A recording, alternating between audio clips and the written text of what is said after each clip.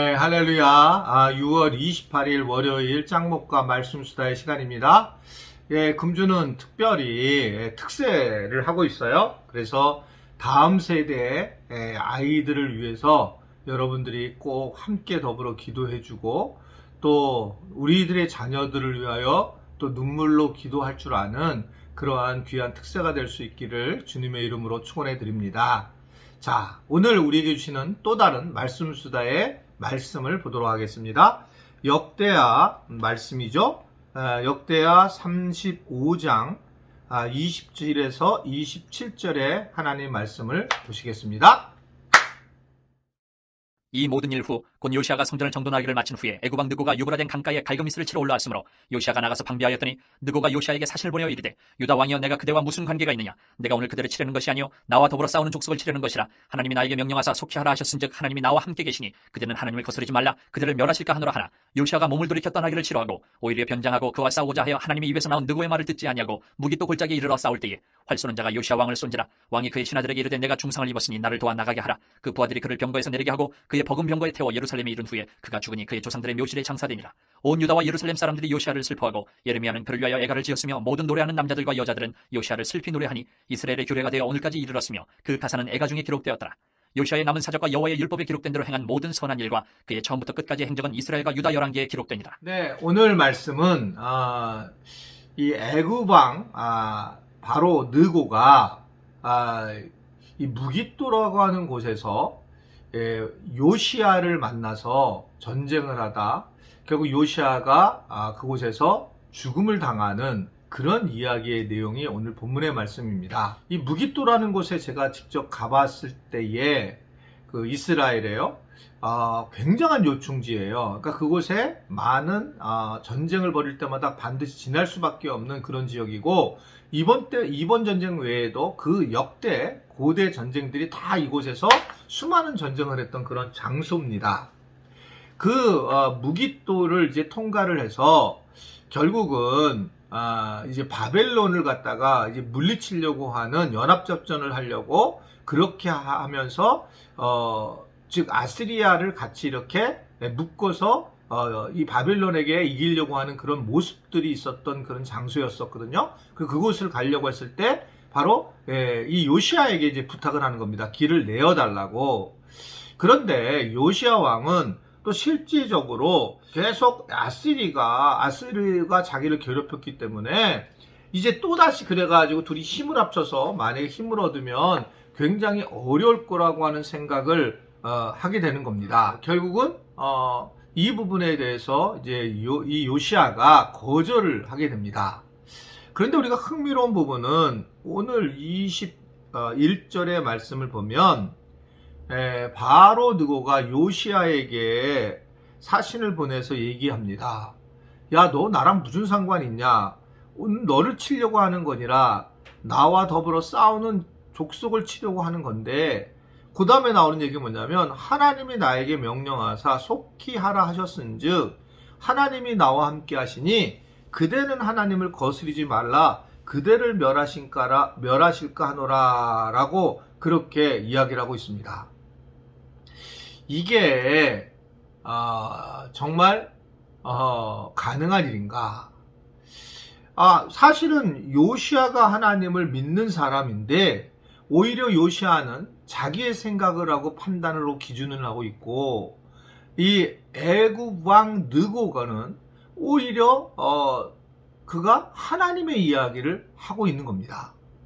그런데 이 내용을 보면 정말 맞아요. 맞고 실제로 그는 확실하게 하나님이 하시기를 원했고 그리고 이 부분에 대해서 이 요시아에 대한 경고를 따라 요시아가 결국 죽음을 당하는 상황으로 가게 되는 모습을 볼 수가 있습니다. 어떻게 이게 가능할까? 왜 성경은 이렇게 기록을 하고 있을까? 애굽 왕 느고가 하나님을 알았을까 몰랐을까 이걸 떠나서 우리는 요시아 입장에서 하나님을 믿는 사람들의 입장에서 생각해야 됐다는 것이 있다는 것입니다. 그것은 무엇보다도 우리가 성경만 가지고 우리가 하나님의 음성을 들을 수 있을 것인가? 성경만 가지고.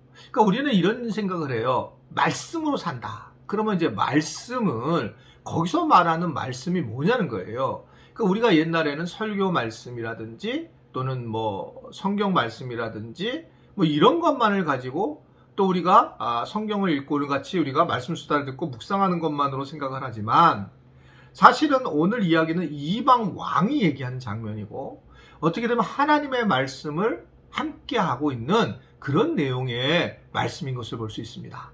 그러니 결국은 우리가 뭘 알 수가 있느냐?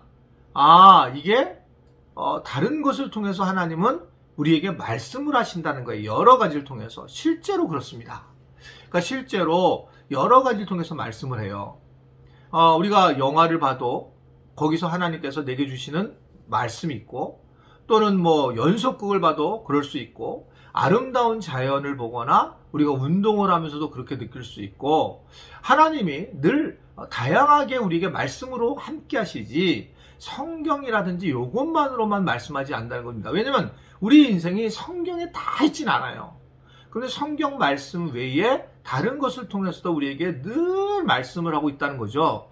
그래서 우리는 그 하나님의 말씀이 언제 나한테 어떻게 들어오느냐 이것이 매우 중요해요.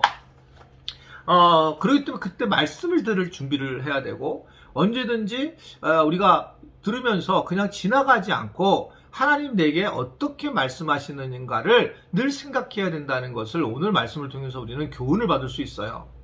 길을 걸어갈 때에 내가 오늘 어떤 생각을 하고 가면서 어떤 마음을 가지고 있는가 또는 뭐 자녀들과의 관계 속에서도 또는 내가 관심을 두지 않는 그런 많은 일들 속에서 갑자기 관심이 생기는 일이라든지 우리가 너무 예민하지는 않지만 하나님이 내게 왜 이렇게 하셨는지를 좀 생각해 볼 필요성이 있단 말입니다. 물론 모든 것을 막 하나님 하는 것이 아니라 그냥 내게 내가 어떤 마음으로 다가오는 것들이 있는 거죠. 그랬을 때에 하나님이 어떻게 나한테 이런 말씀을 하는가를 준비해야 된다는 거죠.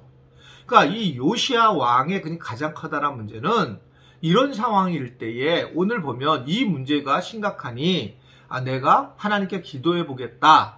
그러면서 하나님께 이것을 물어보는 것이 아니라 오늘 내용은 그런 내용이 없어요. 자기의 어떤 과거의 아픔과 두려움, 즉 아수르에 대한 아픔과 두려움이 걱정과 두려움이 있어서 어떻게 생각하면 애굽왕 바로 느고가 말하는 합리성인 그런 이야기를 듣지 못할 수가 있었다는 겁니다. 자기의 어떤 상처와 자기의 아픔 때문에 결국은 하나님께서 주시는 말씀의 음성을 듣지 못하는 경우가 많이 있다는 거예요. 그러면서 결국 그는 죽임을 당하는 그런 모습, 안타까운 모습을 오늘 우리가 볼 수가 있습니다. 오늘 하루도 우리는 여러 환경에서 살아가게 되잖아요. 그럴 때에 내가 생각하지 못한 저 사람은 정말 하나님도 안 믿는 사람인데 이렇게 얘기했을 때에 내게 뭔가 생명을 살리는 그런 말이라든지 저 사람은 또는 저런 것들을 보았더니 저런 것들은 되게 선한 모습이구나 라는 내가 어떠한 번뜩이는 그런 마음들이 내 안에 있다든지 또는 내가 이런 어떤 누군가를 봤을 때 속상하고 힘들었지만 그걸 통해서 내게 무엇인가 교훈을 남긴다든지 이러한 많은 것들은 사실은 하나님 우리에게 계속 말씀하시는 내용이라는 것을 오늘 말씀을 통해서 우리가 살펴볼 수가 있는 것입니다. 두려움을 좀 내려놓고 그리고 그냥 여러 환경 속에서 하나님께서 내게 말씀하시는 것을 경험하고 내가 또 어떠한 일이든지 간에 하나님 앞에 기도로 하나님 앞에 나아갈 때는 그것이 우리에게 결국 하나님께서 주시는 말씀을 받아들이는 기회가 될 것이라고 하는 것을 오늘 우리에게 전해주고 있는 것입니다. 계속 짧더라도 하나님을 만나고 하나님께 기도하고 또 이렇게 말씀 묵상을 통해서 잠깐이라도 우리가 하나님과의 교통하는 것은 너무 귀한 일이고 이런 걸 통해서 우리가 하나님의 음성을 듣고 또 우리의 삶이 평강과 생명을 누리는 그런 은혜가 될 수 있게 되기를 주님의 이름으로 부탁을 드립니다. 기도하겠습니다. 하나님 아버지, 하나님께서 오늘부터 특세를 하게 하셔서 감사합니다. 특세를 통해서 다음 세대들이 잘 준비되고 다음 세대들이 하나님 앞에 돌아오고 다음 세대들이 성령 충만하게 하시고 무엇보다 부모들에게도 하나님께서 기도할 수 있는 은혜를 베풀어 주시고 성령님께서 함께하는 그런 복을 베풀어 주옵소서. 예수님의 이름으로 기도드리옵나이다. 아멘.